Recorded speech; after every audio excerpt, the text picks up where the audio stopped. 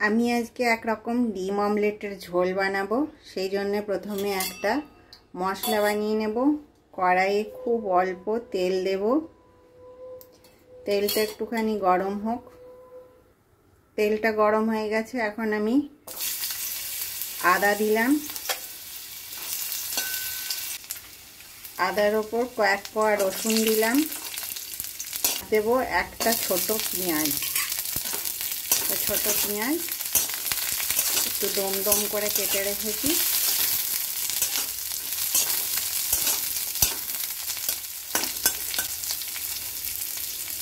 একটা ছোট পেঁয়াজ একটু ডুমো ডুমো করে কেটে রেখে ওটা ওর সঙ্গে দিয়ে দিলাম। তারপরে এগুলোকে একটু নাড়াচাড়া করে নেব। 3 মিনিট মতন নেড়ে নিয়েছি। এখন এবার এগুলোকে উঠিয়ে নেব। এখন আমি ডিম অমলেট করব, তার জন্য 2টো ডিম নিয়েছি। আর ডিমের মধ্যে পেঁয়াজ কুচি করে দিয়ে দিয়েছি। আমি কাঁচা লঙ্কা দেব না, আপনারা ইচ্ছা করলে কাঁচা লঙ্কা দিতে পারেন। তারপরে ভালো করে এটাকে ফাটিয়ে নিয়েছি। ফাটিয়ে নেবার পরে কড়াই আমি তেল দেব।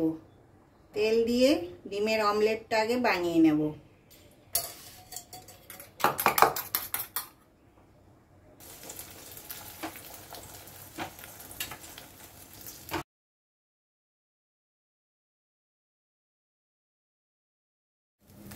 দুটো ডিমকেই আমি একসঙ্গে দিয়ে অমলেট বানিয়ে নিয়েছি।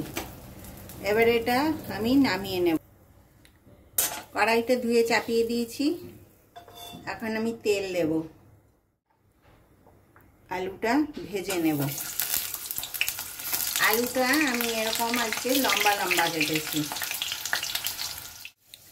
আলুটা লাল করে ভাজা হয়ে গেছে। আলুটাও আমি তুলে এলাচ আর তেজপাতা দিয়ে দিলাম। এলাচটা অল্প ফাটিয়ে দিয়েছি। তাতে যখন সুগন্ধি আসবে তখন আমি যে মশলাটা পেস্ট করে রেখেছি এই মশলাটা দিয়ে দেব।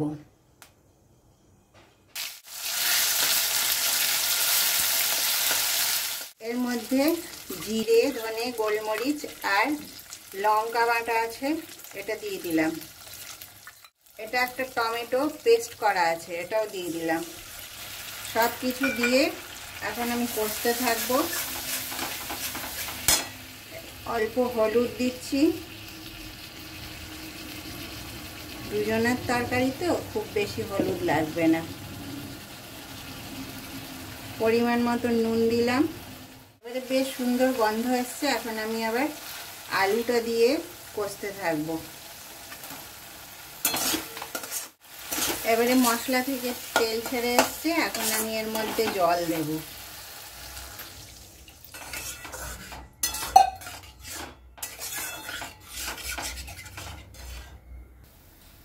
ঝোলটা ফুটে উঠেছে। এই সময় আমি ডিম আর কাঁচা আমটা দিয়ে দিলাম।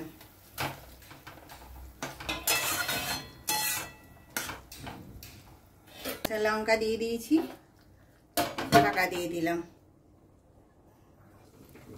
এবারে আমি ঢাকাটা একবার খুলবো। ঢাকাটা খুলে দেখব। হয়ে গেছে আমার।